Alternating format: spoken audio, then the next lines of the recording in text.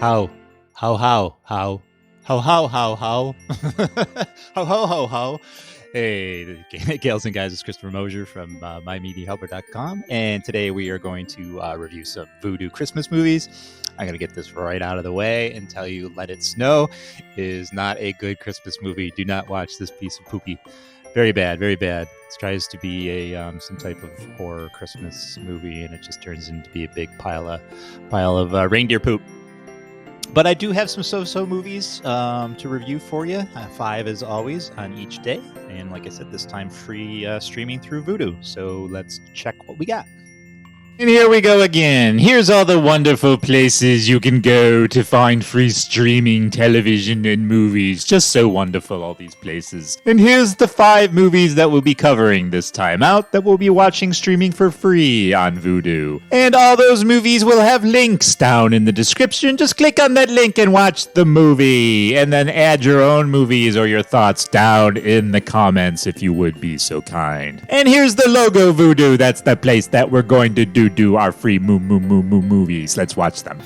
Christmas Wander from 2017. A tough-as-nails bar owner is forced to go on the road with her estranged father, an ex-con with Alzheimer's, who is the only one who can save her business. Amelia Amy Pittman is a bitter, angry, washed-up rock-and-rolling bar owner in severe financial distress. On the brink of losing her beloved business, Amy's life is only made more complicated by a phone call from her father's retirement home. Her father, who has been unexplainably absent from her life for 15 years, was diagnosed with Alzheimer, is now being kicked out of his home. Frustrated and callous, Amy tries to shake the interruption off, but is surprised by her father's rambling admission of a large sum of money he stole and hid in a remote cabin many years ago. It's always about the money. In a desperate act, Amy busts her father out of the retirement home and sets off to track down the missing money and save her bar. What she doesn't bank on is an enlightening trip that will bond her to her father and stir up her own need for faith, forgiveness, and honesty. Aww. I would say this film is a couple steps ahead of your standard Hallmark Christmas movies. For those who don't know, I can't stand Hallmark Christmas movies for the most part. There's one or two out there I don't mind. I couldn't find a lot of information on this film. You can tell it's a very low-budget production. The plot is very simple. A daughter drives her dementia-ridden father. The movie, or more specifically, the father talks a lot about Jesus, so I assume this is some kind of Christian production. There's nothing offensive and no profanity to be heard, so it's probably a good guess. That fact doesn't take away from the film. It's not preachy, and it doesn't hit you over the head with religion like a lot of Christian-based productions. More of an observation on my part than anything. The film is alright. It's not terrible. The script is fine. There isn't much Christmas in this Christmas film. The acting is as solid as you can get from a super low-budgeted movie. It's pretty slow at parts. It's just okay. I will recommend it for the holiday season. Perfect for background noise when wrapping presents. You don't really have to pay too much attention to keep up with the story throughout the film.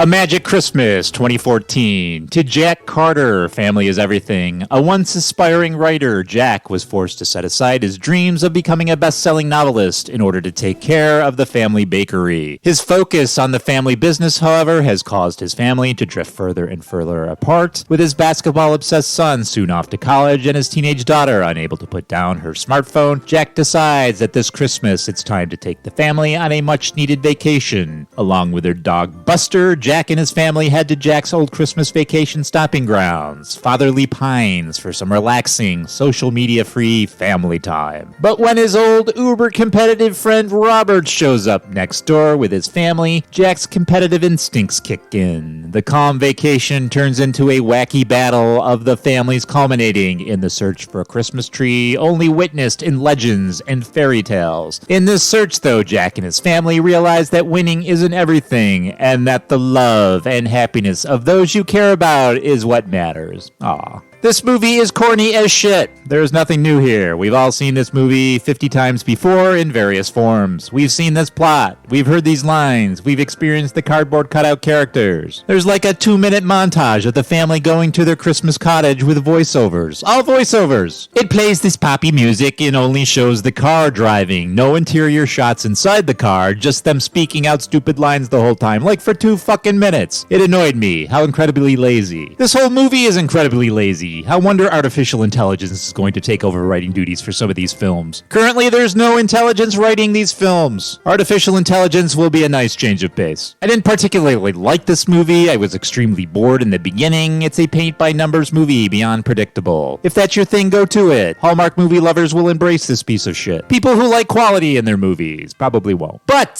if you can make it for the family get into the cabin and see Thomas Howell's family meets Jonathan Silverman's family, the movie gets considerably more tolerable. I'm still not saying this is a good movie, but at least at this point I could watch it without wanting to choke to death on a candy cane. Oh, and Burt Reynolds plays the dog, who narrates the movie for some reason. I guess I'll recommend A Magic Christmas. Just don't hate me for doing so. There's other reasons to hate me. If you can make it past the first 10 or 15 minutes, the rest of the film is pretty watchable.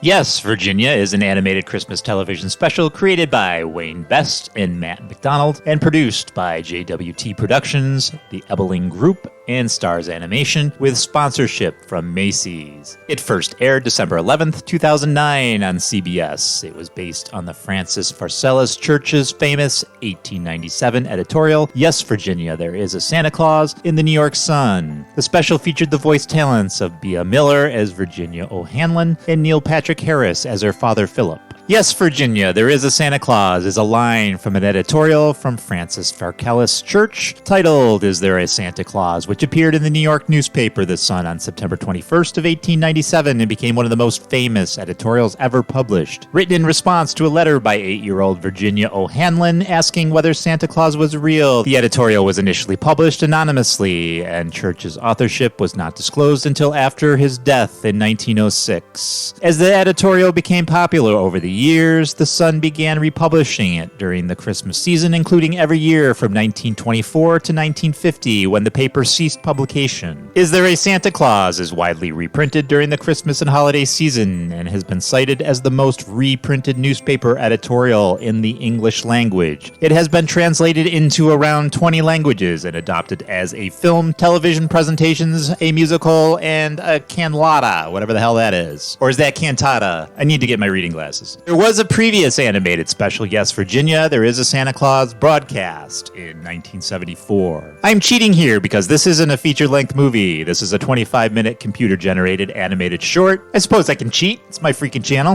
And I'm going to recommend you watch this, so it all works out. The whole short film is precious, from the story that dates back a couple centuries to the writing, animation, and acting. It's all good stuff. It brings me back to the days when I would watch all those Christmas specials as a kid. Charlie Brown, A Year Without Santa Claus, Rudolph. It had that same kind of magic. Feel like a kid again. Or if you're a kid, stay one and watch this animated short for your holiday pleasures.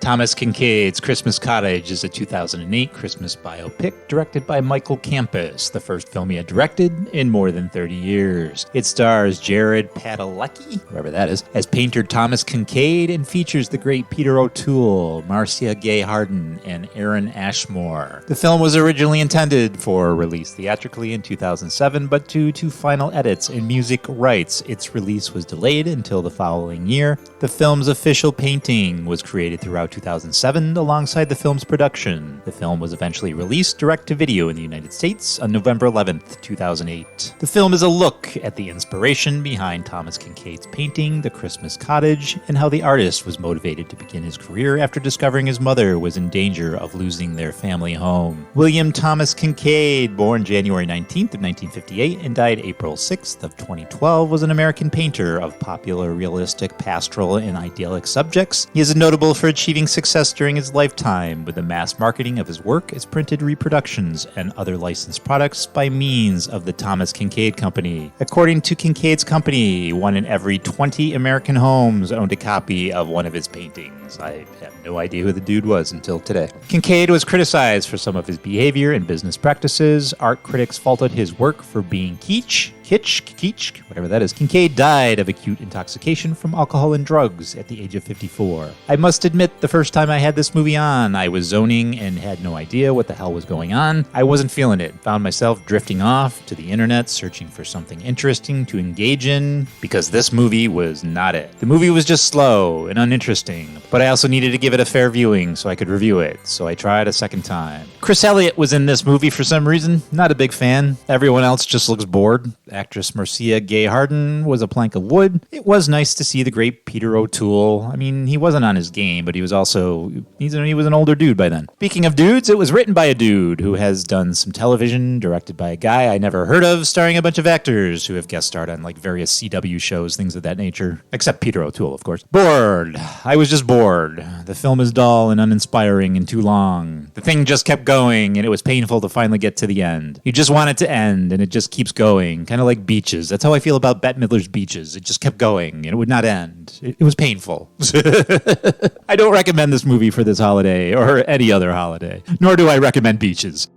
Here's another one I was kind of bored with. It's A Child's Christmas in Wales from 1987. So Dylan Thomas had recorded work for the BBC since 1937 when he read poetry on air and talked about being a poet. His radio work provided a minor source of income. In the early 1940s, he began writing radio scripts, and in late 1942, he wrote a 15-minute talk that was broadcast by the Welsh BBC in February 1943, titled Reminiscence of Childhood. In 1945, the producer of the Welsh Children's Hour, Lorraine Davies, wrote to Thomas suggesting a talk entitled Memories of Christmas. Thomas thought that this was a perfectly good title to hang something on, and by autumn he had finished work on a reading for the show. In 1950, he sold the work to Harper's Bazaar for $300, who published it under the title A Child's Memories of a Christmas in Wales. On his 1952 tour of America, Thomas was visited at the Chelsea Hotel by college graduates Barbara Holdridge and Marion Roney, who believed that there were commercial possibilities in the United States for recordings of his poetry. Thomas agreed to making a 45-minute LP record and an initial fee of $500 for the first 1,000 records sold and a 10% royalty thereafter. Holdridge and Mandel were unable to find an interested publishing company. They were forced to pay Thomas the initial fee, and a contract for that purpose was drawn up between Thomas and Caudman Records, the woman's company. 1 year after making this recording, Thomas died in New York at age 39. In 1954, the story was first published in book format as part of the American pressing of Quite Early One Morning, and published the following year under its own title, A Child's Christmas in Wales. Thomas's original 1952 recording of A Child's Christmas in Wales was a 2008 selection for the United States National Recording Registry, stating that it is credited with launching the audiobook industry in the United States. In 1987, Dan Holm Elliott starred in the television film adaptation, A Child's Christmas in Wales. I know Elliott best for his portrayal of Marcus Brody in the Indiana Jones set of films. He was also the butler in Trading Places with Eddie Murphy and Dan Aykroyd. I had to think a minute. The 1987 television adaptation isn't exactly a movie. It's more like 52 minutes. According to the Academy of Motion Picture Arts and Sciences, the American Film Institute, and the British Film Institute, a feature film runs for more than 40 minutes, while the Screen Actors Guild asserts that a feature's running time is 60 minutes or longer. I call this more of a television special than an actual movie, but tomato. It's okay. It's certainly a Christmas film and or special. The background on how the story was created is much more interesting than the actual film. It's well done. I found it a bit boring. The visuals are nice. The script is rather dull. The performances are good. The story is just uninspiring. I would rather see a film about the actual poet than his poem. I had to watch it twice, just like the last film, because I lost interest halfway through and my attention was focused elsewhere. This is another one you can turn on and do other things. It's good Christmas background noise. So with Vudu, I just go to my Googles and I just put in free Christmas movies, Vudu free Christmas movies. It's actually this link right here. So if you go over here, you'll see a bunch of free holiday movies, or you can go to just search and put in holiday or put in Christmas, and then there's paid ones. But if you see where it says free with ads, obviously those are movies that are free with ads. So you can watch any of those, or you can buy yourself a movie or rent yourself a movie, depending. And they always have deals and stuff around Christmas time to get movies. So, Christopher, I put my name. I meant to put Christmas. And then there you go. So wherever the free with ads are the movies that are at no cost. And that's for Vudu, gals and guys. What do we got left? We got the YouTubes, and we've got Roku, and Did I do Peacock yet? I'm not sure. We got a couple more days ahead of us. All right, gals and guys, Merry Christmas to you. Happy holidays. Happy Hanukkah. Happy Kwanzaa. Happy whatever. I can't think of any other holiday around this time. Hanukkah? Did I say Hanukkah? I might have said Hanukkah. Anyways, I'll see you tomorrow.